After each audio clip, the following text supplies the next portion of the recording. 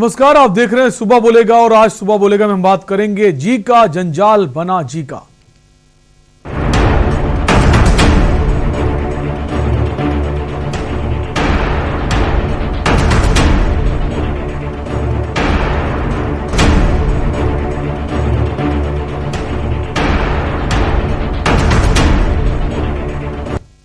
देश में एक तरफ कोरोना वायरस के मामलों में लगातार कमी आ रही तो दूसरी ओर डेंगू के साथ ही देश में अब जीका वायरस का प्रकोप बढ़ता हुआ दिखाई दे रहा है। उत्तर भारत में जीका वायरस का कहर देखने को मिल रहा है। डॉक्टरों ने भी जीका वायरस को लेकर चेतावनी दी है। स्वास्थ्य महकमा भी अलर्ट पर है। स्वास्थ्य विशेषज्ञों के मुताबिक जीका वायरस संक्रमण में मृत्यु दर कोरोना वायरस से ज्यादा है। यूपी के कई शहरों में इस वायरस का संक्रमण तेजी से फैल रहा है, जो कि एक चिंता का विषय है। जीका वायरस जीका जंजाल बन गया, इसी पर आज हम बात करेंगे। उससे पहले ये रिपोर्ट देखिए।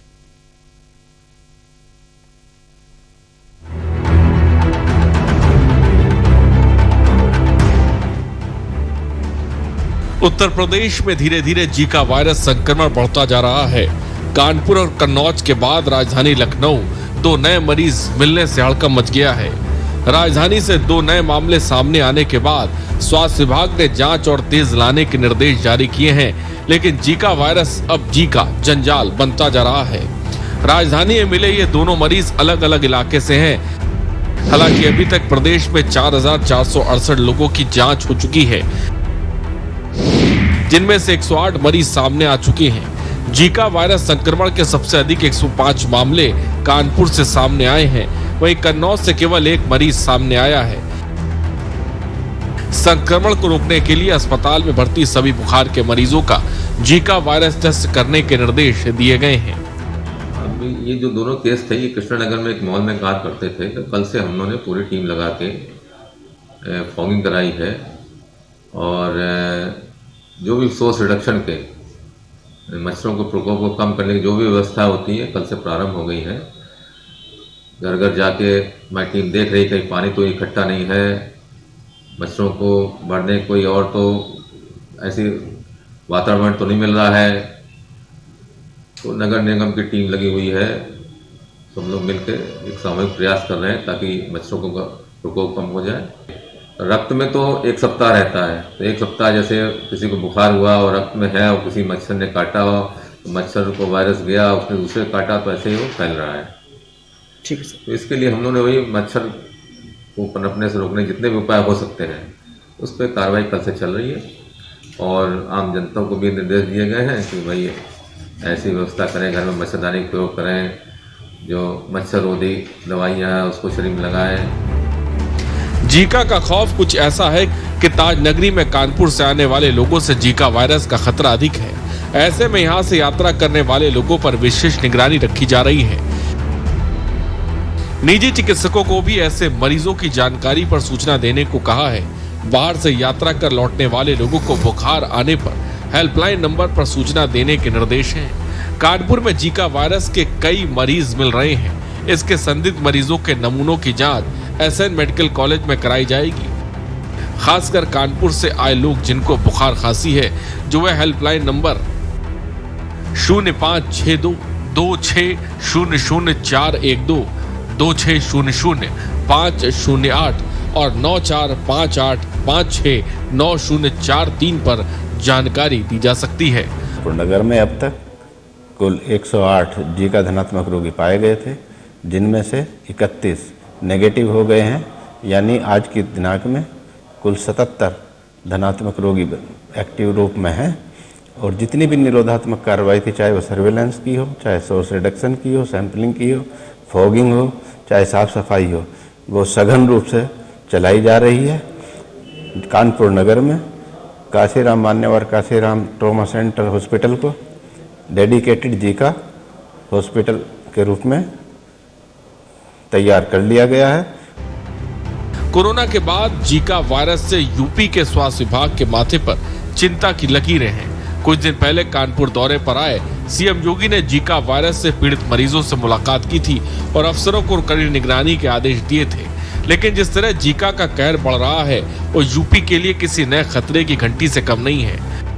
बड़ा सवाल है कि आखिर स्थानीय प्रशासन मच्छरों से निजात दिलाने और जीका का कहर रोकने में नाकाम क्यों रहा है।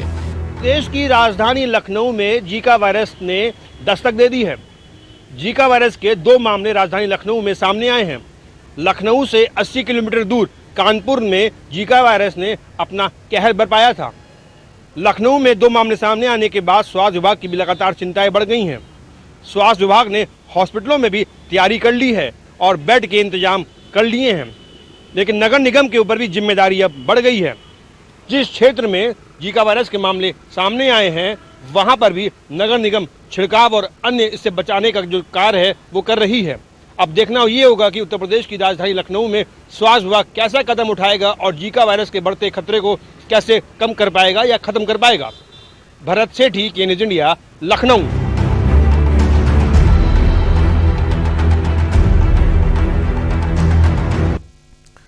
तो पहले कोरोना ने लोगों को परेशान किया और अब फिर डेंगू के मामले अभी बने हुए, लेकिन अब जीका वायरस नई सरदर्दी बनकर सामने आ गया। इसी पर आज हम बात करेंगे। हमारे साथ कुछ खास मेहमान भी, इसके अलावा हमारे संवाददाता भी हमारे साथ जुड़े हुए हैं। हमारे साथ प्रोफेसर डॉक्टर विकास मिश्रा, GSVM मेडिकल कॉलेज से। सर, स्वागत है आपका। इसके अलावा हमारे साथ प्रोफेसर डॉक्टर MC मिश्रा साहब हैं, पूर्व निदेशक हैं एम्स से और कई वर्षों का सर को अनुभव। सर, बहुत बहुत स्वागत है आपका। और इसके अलावा हमारे साथ मधुर मोहन है, कानपुर संवाददाता हैं, और भरत सेठी लखनऊ से बने हुए। सबसे पहले मधुर, आपके पास ही आऊँगा। अभी हाल ही में जो जीका के सबसे ज्यादा मामले कानपुर में देखने को मिले, उसके बाद मुख्यमंत्री योगी आदित्यनाथ जो हैं वो भी काफी चिंतित दिखाई दिए। उन्होंने कानपुर का दौरा भी कर डाला, अधिकारियों के साथ बैठक भी की। उसके बावजूद फिर से मामले जो हैं वो थम नहीं रहे, रुक नहीं रहे, फिर से नए मरीज सामने आ गए हैं। जी बिल्कुल, यदि हम कानपुर बात करें, कानपुर में अभी तक 108 मरीज आ चुके हैं, जिसमें से 31 अभी सही हो चुके हैं और 74 का इलाज अभी चल रहा है। लेकिन सबसे बड़ी बात ये होती है, जब भी प्रदेश के मुखिया हो या भी कोई बड़ा अधिकारी या बड़ा नेता जब भी कोई कानपुर आता है या कोई जिले में जहां ये ऐसी दिक्कतें होती हैं, तो उसकी स्वास्थ्य व्यवस्था दिखाने के लिए साफ सफाई करके बहुत अच्छा इंतजाम किया जाता है। लेकिन जैसे ही वो यहाँ से जाता है उसके बाद फिर वे चलो जाता है। हम जाजमऊ बात करें, जाजमऊ में आज डेट भी रवैया आपको जाजमऊ से शुरू हुई है, 108 मरीज यहाँ पाए गए। आज भी वहां गंदगी का अंबार लगा हुआ है। अधिकारी सिर्फ खाना पूर्ति करके, कागजी लिखा पढ़ी करके सूबे के मुखिया को दे देते हैं और ऊपर से एक अपना पीठ थपथाने वाला काम करते हैं। लेकिन यदि जमीनी हकीकत देखी जाए तो वाकई सिर्फ जो स्वास्थ्य विभाग है सिर्फ नकारा साबित होता है और कुछ नहीं होता है। जैसे कि हम बात करें, जैसे आज सीएमओ साहब का एक बयान आया कि 108 मरीज में 31 मरीज सही हो गए, 77 का इलाज चल रहा है। लेकिन ये पहले 90 थे, 90 से 100 हुए, 108 हो गए। मरीज बढ़ रहे हैं, घट कम रहे हैं, बढ़ जाते हैं। तो कहीं ना कहीं स्वास्थ्य विभाग की सिर्फ एक लापरवाही सामने आ रही है देखने के लिए। जी मधुर, फॉगिंग की बात कही जा रही है, साफ सफाई की बात कही जा रही है, क्या ये सब हो भी रहा है या सिर्फ कागजों में हो रहा है? जी, यदि ग्राउंड रिपोर्टिंग बात करें, ग्राउंड पर तो जाजमऊ एक ऐसा इलाका है जहां पे अभी तक सबसे ज्यादा मरीज आए हुए हैं। जाजमऊ से जुड़े जो और बगल के मोहल्ले हैं, 16 मोहल्ले को मिला के 108 मरीज आए हुए हैं। तो सिर्फ ये 108 मरीज आए हुए हैं सिर्फ जाजमऊ क्षेत्र में ही आपको थोड़ी साफ सफाई देखने। लेकिन बाकी जो उससे घाटमपुर हुआ, रमेपुर हुआ, चौबेपुर हुआ, बिदनू हुआ, और भी जो क्षेत्र हैं और भी जो अगल बगल जो जिले जुड़े हुए हैं, कहीं पे कुछ नहीं हो रहा, सिर्फ कागजी लिखा पड़ी हो रही है। जी, तो मधुर ये माने कि जो वहां से मामले सामने आएंगे तब जाकर वो सक्रिय होगी स्वास्थ्य विभाग की टीम, नगर निगम की टीम, तब वहां फॉगिंग कराएगी, साफ सफाई करेगी। क्या इंतजार किया जा रहा है कि मामले और ज्यादा बढ़ जाएं? जी बिल्कुल, यदि हम पुराना यदि पीरियड उठा के देखें, कोरोना काल का देखें, तो कोरोना काल में भी यही हुआ था कि एक कागजी लिखा पढ़ी में सब कुछ अच्छा था, लेकिन जमीनी हकीकत क्या थी इससे कुछ नहीं पता। वही काम यहाँ पे भी स्वास्थ्य विभाग यही कर रहा है कि जिस क्षेत्र में 108 मरीज पाए गए वहां पर तो जी जान से लगा, लेकिन अगल बगल जिले में कहीं कुछ नहीं हो रहा, सिर्फ खाना पूर्ति हो रही है। तो कहीं ना कहीं ये एक से एक लापरवाही सामने आ रही है स्वास्थ्य विभाग।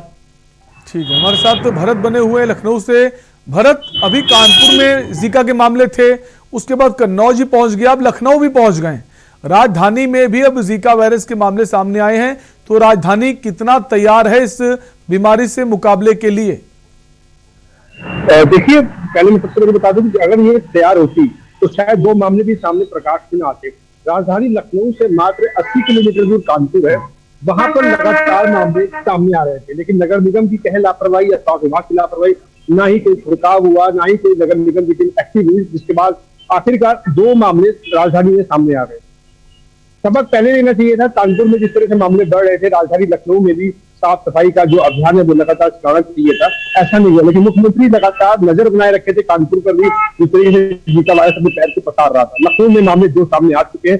चिंता का विषय जरूर है कि राजधानी लखनऊ में जिस तरीके से कोरोना और डेंगू ने भी अपना कहर बरपाया था, जीका वायरस के कदम के बाद जब तक और लगातार खतरा बढ़ता जा रहा है। साफ तौर पर ये बताना चाहेंगे कि लखनऊ में अभी 2 ही मामले सामने आए हैं, एक हुसैनगंज में और राजधानी लखनऊ के कानपुर रोड कृष्णा नगर में ट्रेसिंग की गई है। वहां पर ये राहत की बात जरूर है कि कोई अन्य वहां पे आसपास के घरों के आसपास कोई भी बीमार नहीं है, ना ही उन दोनों जो पाए गए पीड़ित जो है, जो जीका वायरस जिनके अंदर पाया गया है, वो उनका कोई ट्रैवलिंग हिस्ट्री भी अभी सामने नहीं आई है। अब जब 2 मामले सामने आ गए तो स्वास्थ्य विभाग की भी चिंताएं बढ़ गई है और नगर निगम की लगातार जो स्वास्थ्य विभाग के बैठे बड़े अधिकारी है वो साफ तौर पर अब कह रहे हैं कि अब जहां पर छिड़काव किया जाएगा जल भराव नहीं होना चाहिए। आम जनता को भी समझा रहे हैं कि क्या क्या सावधानियां हैं बरतने के लिए, वो उसको खुद सावधानी बरते। लेकिन अगर जिस तरीके से पहले थोड़ी सी अगर नगर निगम या स्वास्थ्य विभाग की टीम एक्टिव हो गई होती तो शायद ये मामले राजधानी में देखने को बिल्कुल, अगर पहले से सक्रिय हो जाती तो मामले सामने ना आते। हमारे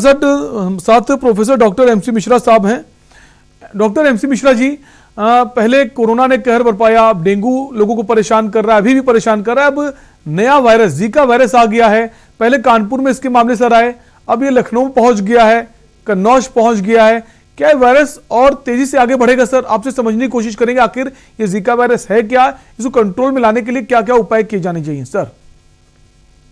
देखिए, जैसे आपने कहा कि ये भी एक वायरस है जीका, और ये भारत में 2016-17 से ये सामने आया है।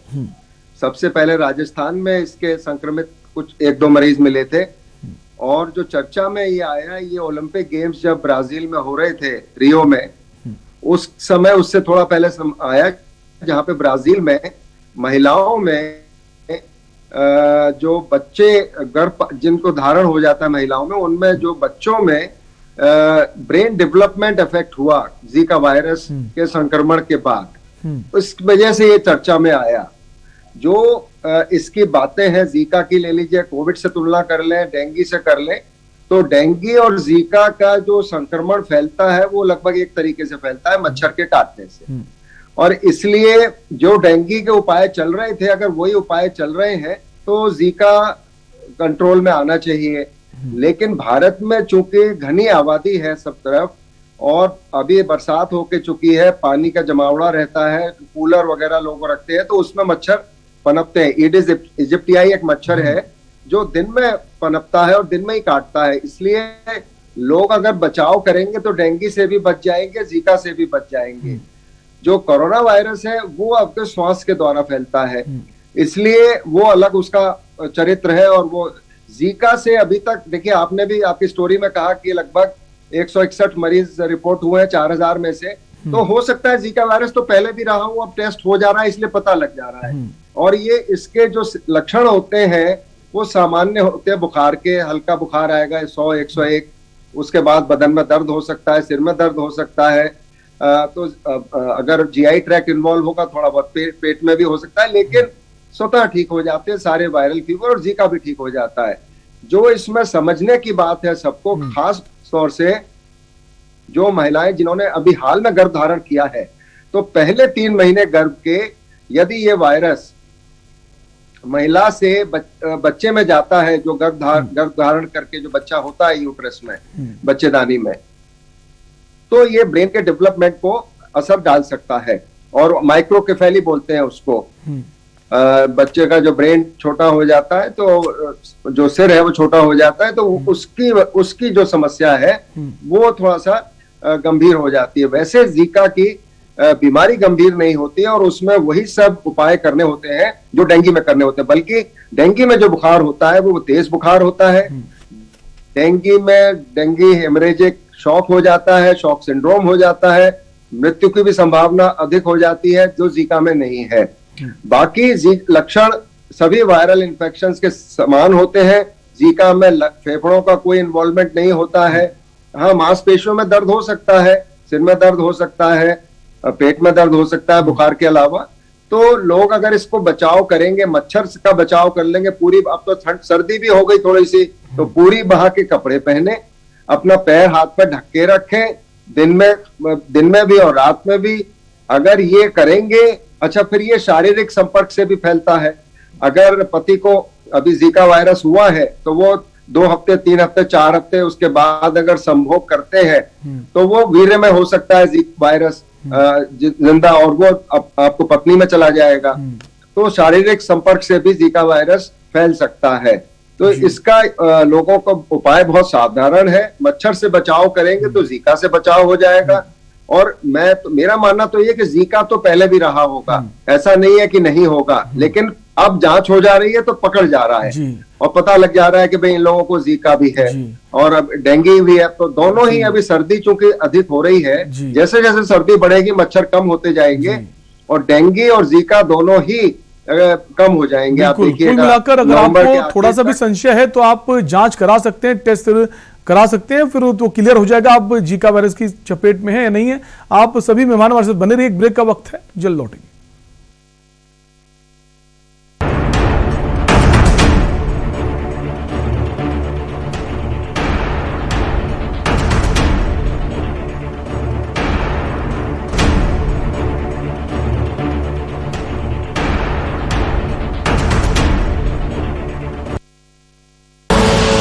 आप देख रहे हैं के न्यूज, खबरों का सारथी।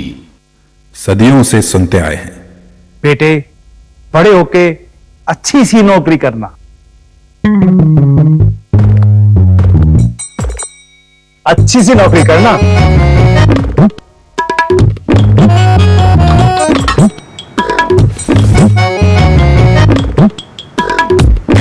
अच्छी सी नौकरी करना,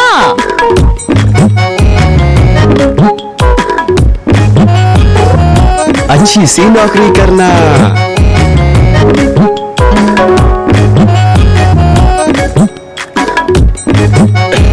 अच्छी सी नौकरी करना,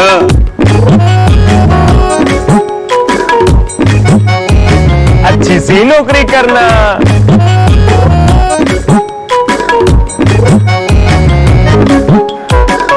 अच्छी सी नौकरी करना,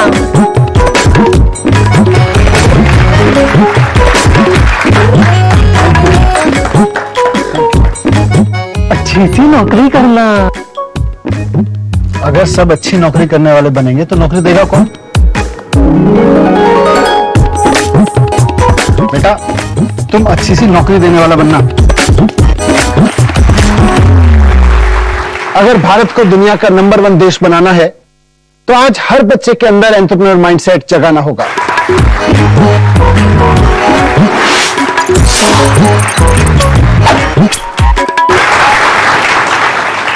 बिजनेस ब्लास्टर्स हमारी एक पहल है जो बच्चों को सिखा रही है कि उन्हें नौकरी ढूंढने वाला नहीं, नौकरी देने वाला बनना है।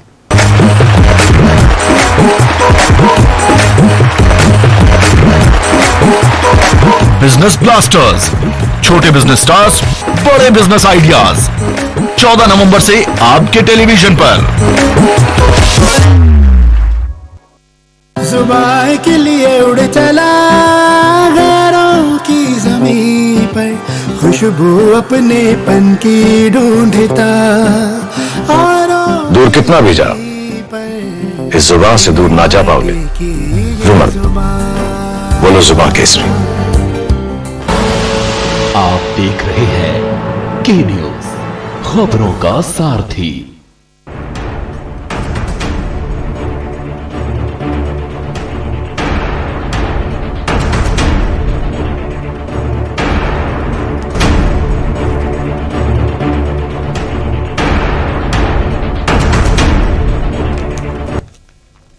ब्रेक के बाद आपका स्वागत है। आप देख रहे हैं सुबह बोलेगा और आज सुबह बोलेगा बात कर रहे हैं जीका वायरस की। लगातार जीका वायरस अब सिरदर्द बनता जा रहा है। जहां डेंगू के मामले अभी बने हुए हैं, अब जीका वायरस ने एक नई मुसीबत खड़ी कर दी। कानपुर के बाद लखनऊ और कन्नौज तक ये पहुंच गया। हमारे साथ डॉक्टर साहब बने हुए हैं, डॉक्टर एमसी मिश्रा साहब हैं, डॉक्टर विकास भी हैं। हम वापस डॉक्टर विकास के पास आएंगे।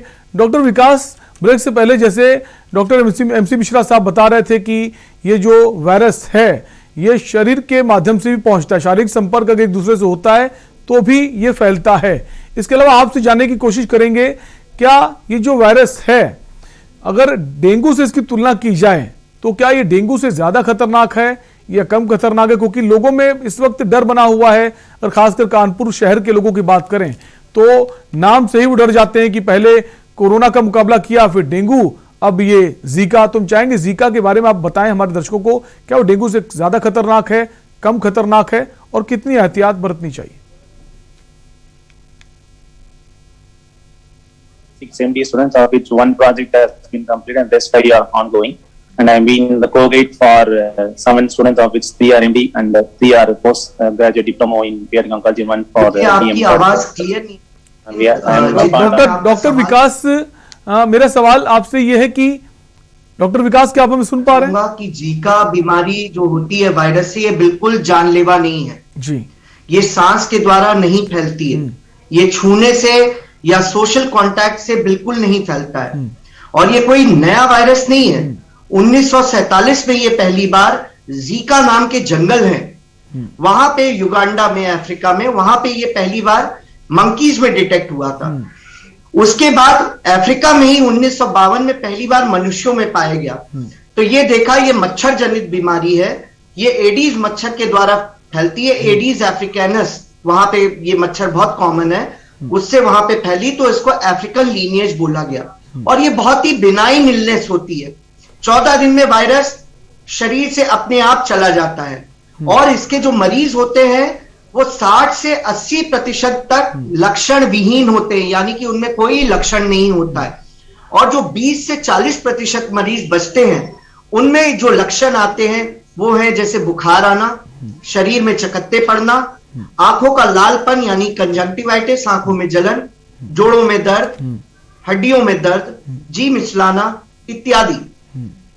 तो ये जब सिम्टम्स आते हैं तो मरीज को कोई एंटीवायरल ड्रग नहीं दी जाती है, इसके लिए कोई स्पेसिफिक एंटीवायरल ड्रग नहीं है। लक्षण के अनुसार इसका इलाज किया जाता है, यानी बुखार की दवा है तो बुखार आ रहा है तो बुखार की दवा पैरासिटामोल दी, जी मिचला रहा है, उल्टी आ रहा है तो उल्टी की दवा दी।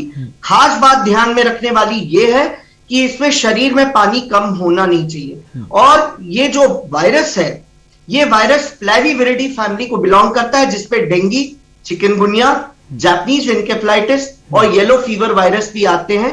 जैसा कि प्रोफेसर MC मिश्रा सर ने बताया था कि डेंगू से लक्षण काफी मिलते हैं, तो इसका कारण यही है कि ये उस फैमिली को बिलोंग करता है। खास बात यह है कि बिल्कुल बिनाइन इलनेस थी। 1953 में पहली बार ये इंडोनेशिया में, भारत में, राजस्थान, महाराष्ट्र में, अहमदाबाद में, और उसी साल 1953 में बलूचिस्तान में, पाकिस्तान में, और बांग्लादेश के चित्तगोंग में कुछ केसेस डिटेक्ट किए गए थे। तो वो इलनेस अपने आप चली गई, और लास्ट 2016 में अहमदाबाद में केस डिटेक्ट हुआ। सन 2016 में, क्योंकि ये वायरस है तो ये RNA वायरस अपने आप म्यूटेट करता है, तो फ्रेंच पॉलिनेशिया नाम की कंट्रीज है, 120 द्वीप हैं जिनको पैसिफिक ओशन में फ्रेंच पॉलिनेशिया कंट्री नाम दिया गया।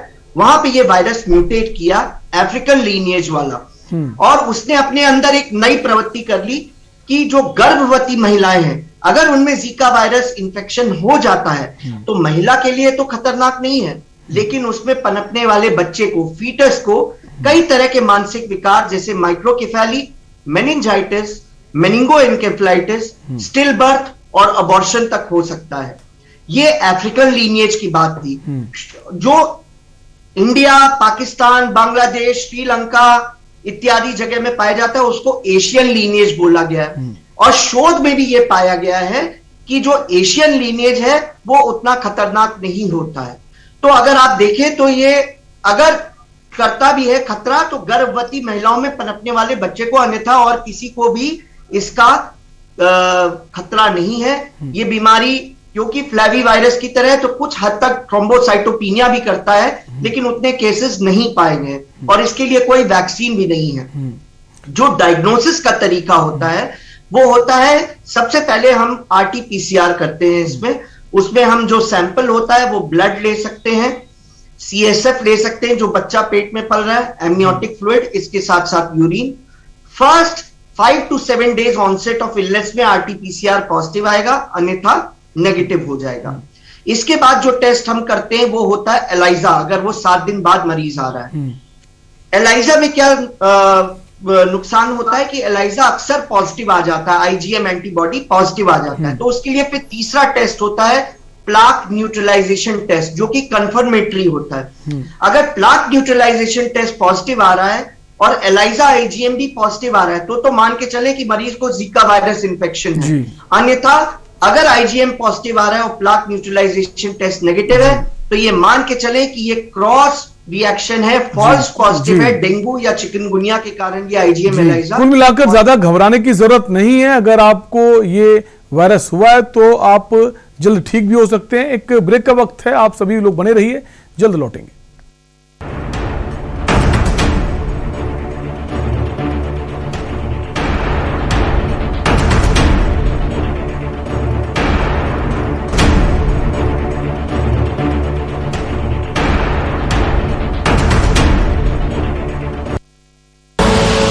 आप देख रहे हैं के न्यूज, खबरों का सारथी।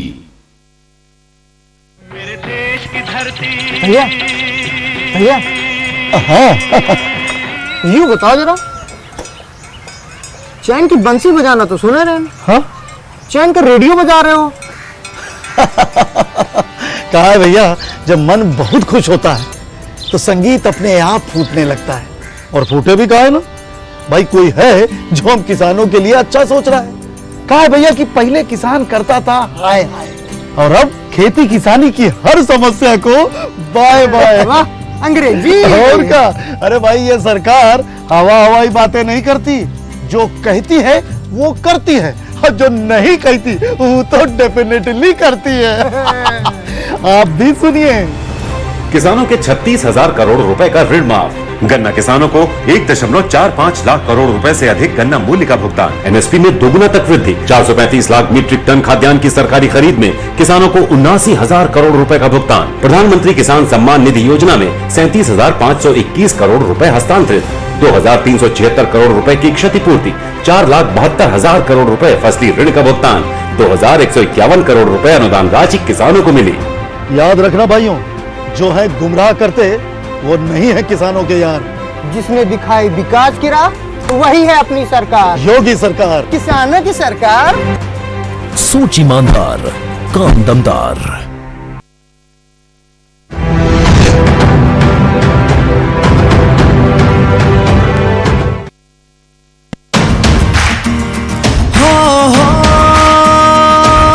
मिलकर अब आगे बढ़ेंगे, नेतृत्व की जिनमें क्षमता है, इतिहास वही लिखते हैं, जन जन की आंखों में वो उम्मीद को रोशन करते हैं। सबको साथ लेकर चलना नामी सरकार का मकसद है, नामी सरकार का मकसद है। शिक्षा, स्वास्थ्य, रोजगार पर अपनी सरकार का फोकस है, अपनी सरकार का फोकस है। गर्भवती माता, नवजात शिशु का रक्षण हो, कोरोना प्रभावित बच्चों का भी सुनिश्चित पोषण हो।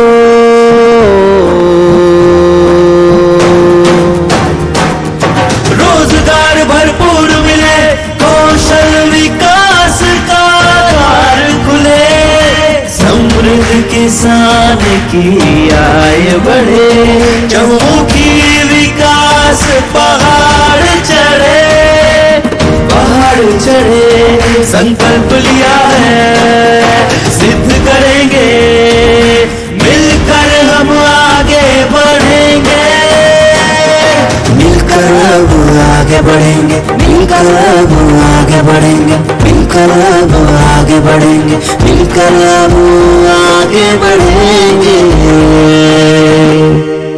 भारत माता की। उत्तराखंड में सुशासन की पहचान बन चुकी है धामी सरकार। सबका साथ, सबका विकास, सबका विश्वास, सबका प्रयास। खुदी को आजमाया है तो ये अंदाज आया है, खुदी को आजमाया है तो ये अंदाज आया है। तुम में भी मैं हूं, शुद्ध प्लस पान मसाला। आप देख रहे हैं के न्यूज, खबरों का सारथी।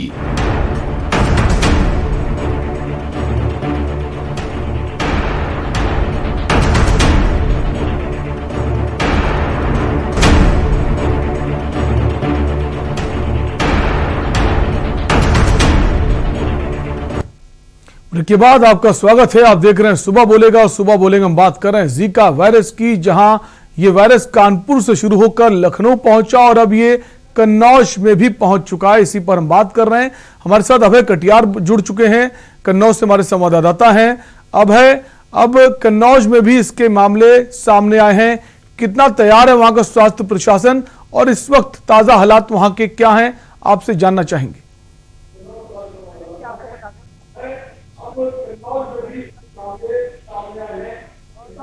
यहाँ पर स्वास्थ्य विभाग द्वारा लगभग पूरे जनपद की व्यवस्था की गई है और यहाँ पर एक हमारे यहाँ जिला अस्पताल है। जिला अस्पताल में 30 बेड की व्यवस्था है। मेडिकल कॉलेज है, मेडिकल कॉलेज में 50 बेड की व्यवस्था की गई है। 100 शैय्या हॉस्पिटल है शिवराम, वहाँ पर भी 30 बेड की व्यवस्थाएं की गई है और हमारे यहाँ 8 ब्लॉक है। 8 ब्लॉकों में जो CHC है वहाँ पे 5-5 बेड की व्यवस्था की गई है। अब है जैसा आपने बताया बेडों की व्यवस्था की गई है, लेकिन जो साफ सफाई को लेकर जो नगर निगम की जिम्मेदारी होती है, क्या नगर निगम अपनी जिम्मेदारी ठीक तरह से निभा रहा है? जो गली मोहल्लों में जाकर साफ सफाई कर रहा है, क्योंकि पानी जमा होना एक बड़ी मुसीबत है। अगर आपको जीका से और डेंगू से बचना है तो जहां पानी भरा हुआ है, नालियों पानी जमा है, उसको साफ सफाई करने की जरूरत है। क्या इस ओर ध्यान दिया जा रहा है नगर निगम की तरफ से, और जो प्रशासन है वो क्या कुछ कर रहा है?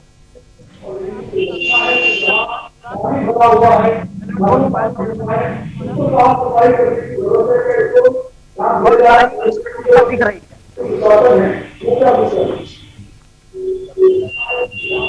3 नवंबर आपको मैं बताता हूँ, 3 नवंबर को यहाँ पर पहला सैंपल लिया गया था, जिसकी पुष्टि 5 तारीख को हुई और 5 तारीख को एक केस एक्टिव हुआ जनपद में। उसके बाद लगातार 13 सर्विलांस टीमें काम पर लगी हुई है और जो भी कानपुर से आने जाने वाले लोग हैं उन पर निगाह बनी हुई है। और जिस गांव में ये मरीज पाया गया है उसके आसपास के लगभग 3 किलोमीटर के गांव में लगभग 164 सैंपल अभी तक लिए जा चुके हैं, जिनकी रिपोर्ट अभी नहीं आई हुई है। ठीक है भाई, हमारे साथ अजेंद्र बने हुए आगरा से। अजेंद्र, अगर आगरा की बात करें तो खबर यह आ रही है कि ताज नगरी में बहुत सख्ती बढ़ा दी गई है वहां आने जाने वालों की, क्योंकि कानपुर में जो मामले सामने है उसको लेकर। हम आज अजेंद्र से बात करेंगे। हमारे साथ एक कॉलर जुड़ गए हैं, राम कुमार उन्नाव से। राम कुमार जी, अपनी राय दीजिए। सर, हम ये चाहते हैं कि हमारे देश में पहले जो है घमासीन आता था, जो कि छिड़काव होता था। हेलो जी, आपकी आवाज आ रही है, अपनी बात कह सकते हैं। मेरे यहाँ जो है पहले जो है पूरे भारत में घमासीन का छिड़काव होता था, तो वो जो है पूरा बंद कर दिया गया। सब पता नहीं कहाँ गायब हो गया। उससे जो है कीड़े मकोड़े, छिपकली तक जो है और ऐसे जो है काफी कीड़े मकोड़े मर जाते थे, जो कि बिल्कुल गायब हो गया। अगर इसका छिड़काव हो तो ये आधी बीमारियां अपने आप खत्म हो जाएंगी सर। बिल्कुल, शुक्रिया आपकी राय देने के लिए। हमारे साथ अजेंद्र बने हुए हैं आगरा से। अजेंद्र, आप हमें सुन पा रहे हैं? जी अजेंद्र, अगर बात आगरा की करें तो अब ये खबर आ रही है आगरा में भी बहुत सख्ती बढ़ा दी गई है। ताज नगरी में ताज महल जो लोग घूमने जाते हैं उसको लेकर भी काफी सख्ती बढ़ाई गई है। क्या इस वक्त ताजा हालात आगरा के, आपसे जानना चाहेंगे? देखिए शैलेंद्र, सबसे पहले मैं आपको ये बताना चाहूंगा कि जीका वायरस जिस तरह से उत्तर प्रदेश में प्रवेश कर चुका है, सबसे ज्यादा मरीज कानपुर में मिल रहे हैं, उसके चलते यहाँ पर अलर्ट किया गया है। आगरा में अगर बात करें तो आगरा में रहने वाले लोगों में अभी जीका वायरस की पुष्टि नहीं हुई है। यहाँ पर आगरा लोकल का कोई मरीज नहीं है और ना ही यहाँ के SN मेडिकल कॉलेज और इमरजेंसी या प्राइवेट अस्पताल में कोई भी जीका वायरस का मरीज नहीं है। लेकिन जिस तरह से उत्तर प्रदेश में दस्तक ये वायरस दे चुका है, तमाम शहरों में उत्तर प्रदेश के में जीका वायरस के मरीज मिल रहे हैं। उसके बाद जो हेल्पलाइन सेंटर बनाया गया है, वही हेल्पलाइन सेंटर है जो कि कोरोना वायरस के समय बनाया गया था। और अब यहाँ अलर्ट इसलिए जारी किया गया है कि पहले ये था कि मुंबई और महाराष्ट्र और केरल से जो लोग यहाँ पर आएंगे, चाहे वो किसी के रिश्तेदार हो या किसी के घूमने आए हो या ताजमहल आए हो, तो हेल्पलाइन में ये कहा गया, जो यहाँ के CMO है डॉक्टर अरुण श्रीवास्तव, उन्होंने साफ कहा है कि अगर कोई भी ऐसा व्यक्ति, संदिग्ध व्यक्ति जिसको जुकाम और तेज बुखार के लक्षण हो, तो इन हेल्पलाइन नंबर पर सूचित करें, तो जिससे कि यहाँ जो रैपिड जो टीम बनाई गई है, रैपिड रिएक्शन टीम जो बनाई गई है, वो टीम यहाँ जांच करेगी और जल्द से जल्द मरीज को ट्रीटमेंट देने का काम करेगी। बाहर से आए हुए लोगों के लिए अगर उनको उनके संपर्क में ना आए, क्योंकि जिस तरह से आगरा में पेशेंट एक भी नहीं है, अगर बाहर का कोई भी ऐसा जीका वायरस का पेशेंट आ जाता है तो संपर्क में आने से कहीं ना कहीं ये वायरस का यहाँ पर जो ग्राउंड है वो बढ़ेगा और ये एक दूसरे के अंदर फैलेगा। ताजमहल की हम जिस तरह से आपने कहा ताजमहल की बात कर लेते हैं, तो ताजमहल पर स्क्रीनिंग के बाद ही वहां पर जो पर्यटक हैं वो जा सकेंगे, क्योंकि देशी विदेशी तमाम सैलानी यहाँ पर आते हैं। और जिस तरह से कोरोना वायरस के बाद विदेशी सैलानी कम आ रहे हैं, लेकिन अगर लोकल की हम बात कर लेते हैं, ऑल ओवर इंडिया से यहाँ पर्यटक आता है। ताजमहल के साथ साथ कई और ऐतिहासिक इमारत हैं, तो वहां पर स्क्रीनिंग के बाद ही पर्यटक अंदर जा सकेगा। और ये वही हेल्पलाइन सेंटर है जो कोरोना वायरस के समय यहाँ खोला गया था, वही मोबाइल नंबर है और मोबाइल नंबर डिस्ट्रीब्यूट किए गए हैं कि यहाँ पर अगर कोई भी ऐसा संदिग्ध मरीज मिलता है जिसको तेज बुखार है या जुकाम हो रखा है तो उसकी सूचना यहाँ पर दें। और सीएमओ ऑफिस में जब सूचना मिलेगी उसके बाद यहाँ पर जो टीम गठित की गई है। अजेंद्र, जैसा आपने कहा है हेल्पलाइन नंबर जो जारी किए गए, लेकिन ये अनिवार्य किया गया है कि जो भी बाहर से आएगा उसको वहां जाना होगा या रिपोर्ट्स दिखानी होगी, या फिर अगर आपके पास एक विकल्प है कि आप फोन कर सकते अगर परेशान हैं। आप सभी मेहमान बने रहिए हमारे साथ, एक ब्रेक का वक्त है, जल्द लौटेंगे।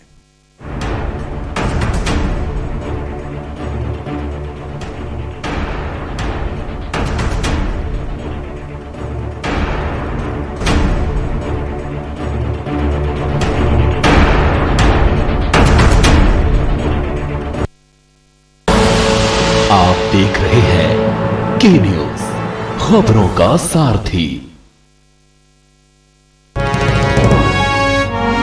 चमकी विकास में अग्रसर सरकार, जनगण मन के हुए सपने अब साकार। उत्तराखंड में लगभग 22 से 24 हजार रिक्त पद और बैकलॉग के साथ समस्त खाली पद सब पर भर्ती प्रक्रिया शुरू हो चुकी है। अब मिलेगा हमें रोजगार का अधिकार। अब आईएएस, पीसीएस, एनडीए और सीडीएस जैसी परीक्षाओं के लिए हम जैसे जरूरतमंद युवाओं को सरकार द्वारा 50,000 रुपए की एकमुश्त वित्तीय सहायता दी जाएगी। समूह का और खा के पदों के लिए आयु सीमा में 1 वर्ष की छूट दी है। और यही नहीं, मार्च 2022 तक भर्ती परीक्षाओं के लिए लिया जाने वाला शुल्क भी धामी जी ने माफ कर दिया है। राज्य के मेडिकल कॉलेजों में इंटर्न डॉक्टर का स्टाइपेंड 7,500 से बढ़ाकर 17,000 करने के बाद हम उत्तराखंड राज्य सरकार का अभिनंदन करते हैं। युवाओं के संग है हम, उत्तराखंड है हम। जुबान के लिए उड़ चला गैरों की जमीन पर, खुशबू अपने पन की ढूंढता। दूर कितना भी जाओ, इस जुबान से दूर ना जा पाओगे। रुमर बोलो जुबान केसरी।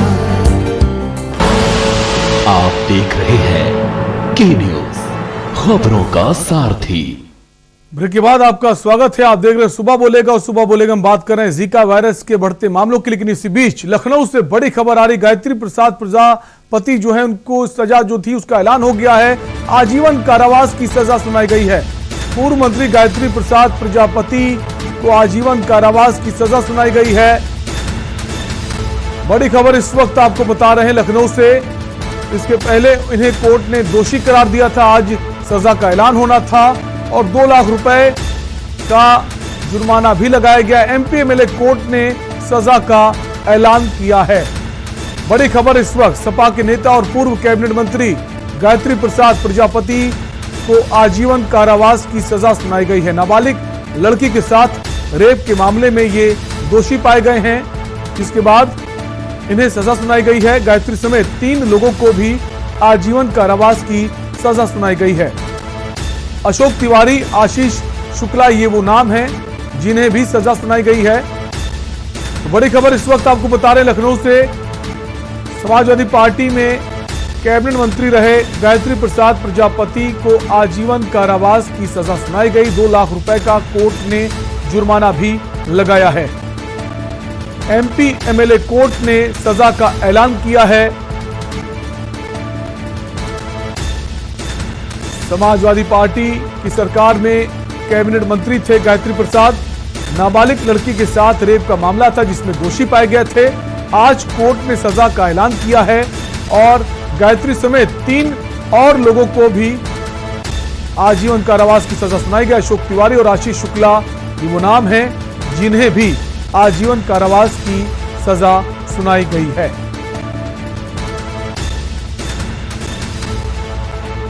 बड़ी खबर आपको बता रहे हैं लखनऊ से। गायत्री प्रसाद प्रजापति दोषी पाए गए थे, जिसके बाद कोर्ट ने आज सजा का ऐलान किया है। आजीवन कारावास की सजा सुनाई गई है। 2 लाख रुपए का जुर्माना भी लगाया गया है और 2 और लोगों को भी आजीवन कारावास की सजा सुनाई गई है। नाबालिग लड़की के साथ रेप के मामले में ये दोषी पाए गए हैं। गायत्री समेत 3 लोगों को आजीवन कारावास। अशोक तिवारी और आशीष शुक्ला ये वो नाम हैं जिन्हें भी कोर्ट ने दोषी पाया है और आजीवन कारावास की उन्हें भी सजा सुनाई है। इस वक्त बड़ी खबर आपको बता रहे हैं लखनऊ से। समाजवादी पार्टी में कैबिनेट मंत्री रहे गायत्री प्रसाद प्रजापति पर आजीवन कारावास की सजा सुनाई गई है। 2 लाख रुपए का कोर्ट ने जुर्माना भी लगाया है। एमपी एमएलए कोर्ट ने सजा का ऐलान किया है। नाबालिग लड़की के साथ रेप के मामले में दोषी हैं गायत्री प्रसाद और गायत्री प्रसाद समेत 3 लोगों को आजीवन कारावास की सजा सुनाई गई है। अशोक तिवारी और आशीष शुक्ला ये 2 भी दोषी पाए गए हैं। इन्हें भी आजीवन कारावास की सजा सुनाई गई है। गैंगरेप पॉक्सो एक्ट में ये कार्रवाई हुई है। बड़ी खबर इस वक्त आपको लखनऊ से बता रहे हैं। समाजवादी पार्टी की सरकार में कैबिनेट मंत्री रहे गायत्री प्रसाद प्रजापति पर सजा का फैसला आ गया है। कोर्ट ने सजा सुना दी है। आजीवन कारावास की सजा है। 2 लाख रुपए का जुर्माना भी ठोका है और 2 अन्य लोग भी जो हैं वो भी इस सजा में शामिल हैं। उन्हें भी आजीवन कारावास की ही सजा सुनाई गई है। अशोक तिवारी और आशीष शुक्ला।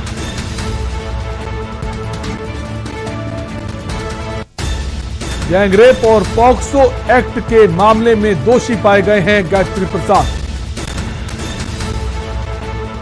बड़ी खबर आपको इस वक्त लखनऊ से बता रहे हैं। 2 लाख रुपए का कोर्ट ने जुर्माना भी लगाया है।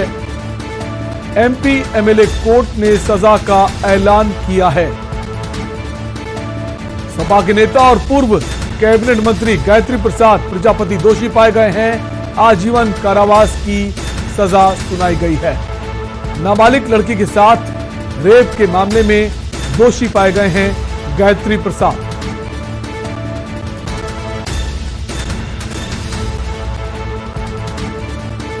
लखनऊ की एमपी एमएलए कोर्ट ने सजा का ऐलान किया है और गायत्री समेत 2 अन्य लोग भी दोषी पाए गए हैं। उन्हें भी आजीवन कारावास की सजा सुनाई गई है। और इसी खबर पर हमारे साथ लखनऊ से मोहम्मद सफी जुड़ गए। सफी, काफी देर से इंतजार था, कोर्ट में काफी देर से सुनवाई चल रही थी, बहस हो रही थी, अब जाकर सजा का ऐलान हुआ है। क्या कुछ कहना है गायत्री प्रसाद के वकीलों का, उनके समर्थकों का, और जो पीड़ित पक्ष है उसका क्या कोई बयान आया है, आपसे जानना चाहेंगे। देखिए, लगभग 18 मार्च 2017 में जो पूर्व मंत्री गायत्री प्रजापति हैं ये गिरफ्तार हुए थे और आज एक अहम फैसला आया हुआ है। ये लगभग 4 से 5 घंटे हो चुके हैं कोर्ट में पेशी हुए और आज इनका फैसला आना था, लेकिन अब फैसला आ चुका है कोर्ट से और इनको आजीवन कारावास हो चुकी है। और इनके साथ 2 साथी और थे जो गैंगरेप में शामिल बताए जा रहे थे और उनको भी आजीवन कारावास हुई है और 2 लाख रुपए कोर्ट में जमा करने के लिए जुर्माना भी लगाया गया है। तो कहीं ना कहीं जो पीड़िता थी उसको एक बहुत बड़ा न्याय मिला है और काफी सालों से जो इंतजार हो रहा था वो इंतजार खत्म हो गया है और एक बड़ी आज सजा मिली है गायत्री प्रजापति को। जी सफी, जो 2 अन्य लोग हैं, हम चाहेंगे उनके बारे में अगर कोई जानकारी हो आप बताएं, क्योंकि गायत्री प्रसाद को तो सब जानते हैं, समाजवादी पार्टी में कैबिनेट मंत्री रहे हैं। बाकी 2 जो लोग हैं उन पर भी दोषी पाए गए हैं, उन पर भी ये सजा का ऐलान हुआ है। वो कौन है, उनका बैकग्राउंड क्या है, क्या वो भी समाजवादी पार्टी से जुड़े हुए हैं? देखिए, गायत्री प्रजापति के साथी बताए जा रहे थे, ये गायत्री प्रजापति के साथी रहते थे, तो कहीं ना कहीं जो उनका हमसाया कहा जाता है और ये पार्टी से ही जुड़े कहीं ना कहीं, लेकिन अभी पूरी बात सामने नहीं आ पाई है। और अगर बात करें इनकी तो अशोक तिवारी और आशीष शुक्ला ये दो नाम सामने आए हैं, इन दोनों के भी जो सजा हुई है वो आजीवन कारावास हुई है। तो गायत्री प्रजापति के साथ इन दोनों को भी कारावास हुई है, वो भी आजीवन की। फिलहाल अभी गायत्री प्रजापति कोर्ट में ही है, अभी कुछ देर में वो बाहर निकलेंगे और उनके वकील बाहर निकलेंगे, तो आगे की बात वो बताएंगे। जी सफी, जो पीड़ित पक्ष है, जो न्याय के लिए परेशान था, वो उससे अगर बातचीत हुई है, उन लोगों का क्या कहना है इस फैसले आने के बाद? क्या संतुष्ट हैं, क्या और भी कुछ चाहते हैं? अभी वो कोर्ट के अंदर अभी बाहर नहीं निकल के आए हैं, अभी बाहर आने के बाद उनसे बात हो पाएगी। हम बहुत कोशिश कर रहे हैं बात करने की। जैसा अभी कोर्ट परिसर में ही अभी गायत्री प्रजापति है और जो पीड़िता पक्ष है वो कोर्ट परिसर में है, अभी ये बाहर नहीं निकले हैं। बाहर निकलने के बाद फिर उनसे बात हो पाएगी। सफी, समाजवादी पार्टी से ये जुड़े रहे हैं, बड़े ओहदे पर रहे हैं और खनन मंत्रालय रहा है, तमाम सारे नेता भी इनके संपर्क में रहते हैं। क्या कोर्ट के बाहर क्या समाजवादी पार्टी के कुछ बड़े नेता या छोटे नेता भी मौजूद हैं? प्रजापति जब से हिरासत में लिए गए हैं तब से लगातार सुर्खियों में रहे, और जो इनके सरकार थी, जो इनकी पार्टी थी, कहीं ना कहीं वो इनसे किनारा करती नजर आ रही थी। और अगर बात करें आज, तो एक भी कार्यकर्ता और एक भी कोई नेता यहां पर नहीं है, सिर्फ उनके परिवार के लोग हैं गायत्री प्रजापति के, और जो दो साथी हैं वो सिर्फ उनके परिवार के लोग यहां पर मौजूद हैं। बाकी अगर पार्टी की बात करें तो पार्टी का एक भी शख्स यहां पर मौजूद नहीं है। जी बिल्कुल, पार्टी ने किनारा कर लिया, पार्टी का कोई भी शख्स वहां मौजूद नहीं। बहुत बहुत शुक्रिया सफी जानकारी के लिए। तो बड़ी खबर आपको लखनऊ से बता रहे हैं, गायत्री प्रसाद प्रजापति पर सजा का ऐलान हो गया। वक्त एक ब्रेक का है, जल्द लौटेंगे। आप देख रहे हैं के न्यूज, खबरों का सारथी। उत्तराखंड राज्य की 21वीं वर्षगांठ पर समस्त राज्यवासियों को बधाई। राज्य के चौमुखी विकास के लिए प्रदेश सरकार का विकल्प रहित संकल्प, जिस पर सदैव कार्यरत हैं हम। रोजगार को प्राथमिकता देते हुए लगभग 24,000 रिक्त पदों पर शुरू हुई भर्ती प्रक्रिया। पीएससी के तहत और समूह ग और ख के पदों पर चयन के लिए आयु सीमा में 1 साल की छूट दी गई है और राज्य की विभिन्न प्रतियोगी परीक्षाओं के आवेदन शुल्क को भी हटा दिया गया है। स्वरोजगार योजनाओं से बड़ी संख्या में राज्यवासी हो रहे हैं लाभान्वित। अतिथि शिक्षकों के वेतन, एमबीबीएस इंटर्न के स्टाइपेंड, विद्यार्थियों की छात्रवृत्ति एवं तीलू रोतेली आंगनबाड़ी कार्यकर्त्री पुरस्कार की राशि में भारी वृद्धि और एनडीए, यूपीएससी जैसी लिखित प्रवेश परीक्षाएं पास करने पर प्रोत्साहन राशि की व्यवस्था की गई है। कोविड से लड़ाई में मजबूती से डटे हैं हम। टीकाकरण अभियान को दूरस्थ क्षेत्रों तक पहुंचाकर उत्तराखंड ने समय से पहले 100% पहली डोज का टारगेट पूरा कर दिया है। कोविड-19 से प्रभावित तकरीबन हर वर्ग के लिए लगभग 700 करोड़ रुपए के आर्थिक पैकेज से 16 लाख से अधिक लोग लाभान्वित हो रहे हैं। महामारी से प्रभावित निराश्रित बच्चों के लिए वात्सल्य योजना की सुरक्षा और महिलाओं को मिला मुख्यमंत्री महालक्ष्मी योजना का सहारा। अब आम लोगों की पहुंच में है मुफ्त स्वास्थ्य सुविधाएं। 44 लाख लोगों के बन चुके हैं आयुष्मान कार्ड। निशुल्क जांच योजना के तहत मुफ्त पैथोलॉजिकल टेस्ट की सुविधा भी है। शिक्षा को आसान बनाने के लिए विद्यार्थियों को मुफ्त मोबाइल टैबलेट दिए जा रहे हैं। नई सड़कें, हाईवे, अस्पतालों और कॉलेजों के निर्माण से बदल रहा है उत्तराखंड। जिन विचारों को आधार बनाकर इस पर्वतीय राज्य की स्थापना 21 साल पहले हुई थी, उन्हें पूरा करने के लिए प्रदेश सरकार दृढ़ संकल्पित है। नए इरादे, युवा सरकार, उत्तराखंड सरकार। पर ये दिल है कि चख रहा है उन्हीं अल्फाजों का नूर नूर और नूर नूर और नूर नूर और दूर कितना भी जाओ, इस जुबान से दूर ना जा पाओगे। रुमर बोलो जुबान केसरी। आप देख रहे हैं के न्यूज, खबरों का सारथी। ब्रेक के बाद आपका स्वागत है। आपको सीधे वाराणसी ले चलेंगे, जहां गृह मंत्री अमित शाह पहुंचे हुए हैं। सीएम योगी आदित्यनाथ भी मौजूद हैं। सीधी तस्वीरें आपको इस वक्त दिखा रहे हैं वाराणसी की, जहां गृह मंत्री अमित शाह और सीएम योगी आदित्यनाथ पहुंचे हुए हैं। वंदे मातरम के लिए बहन गोपा गौतम जी को मैं अनुरोध करूंगा कृपया मंच पर आएं और आप सभी लोगों से निवेदन अपने स्थान पर खड़े होकर वंदे मातरम को एक साथ गाने कृपा करें।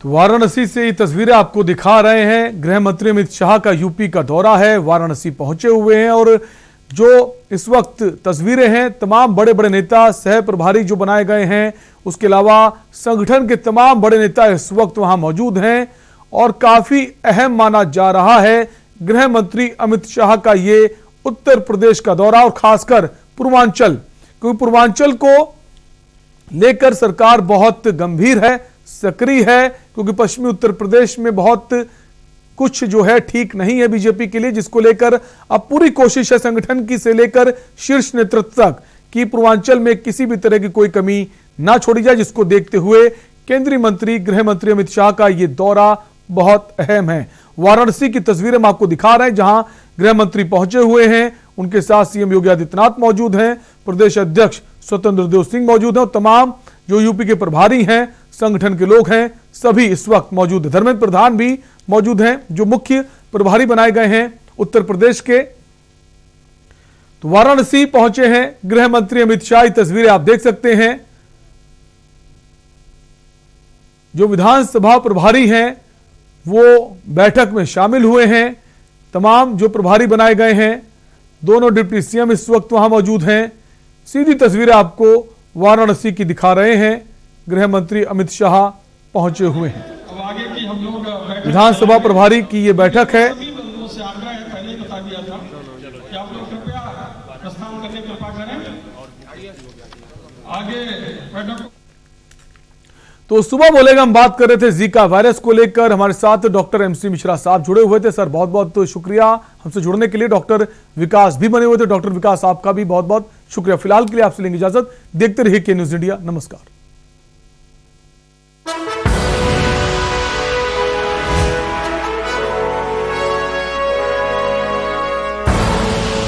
आप देख रहे हैं के न्यूज, खबरों का सारथी। सदियों से सुनते आए हैं, बेटे बड़े होके अच्छी सी नौकरी करना, अच्छी सी नौकरी करना।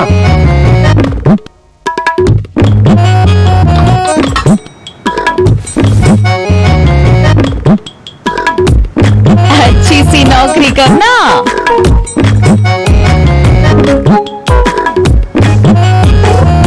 अच्छी सी नौकरी करना।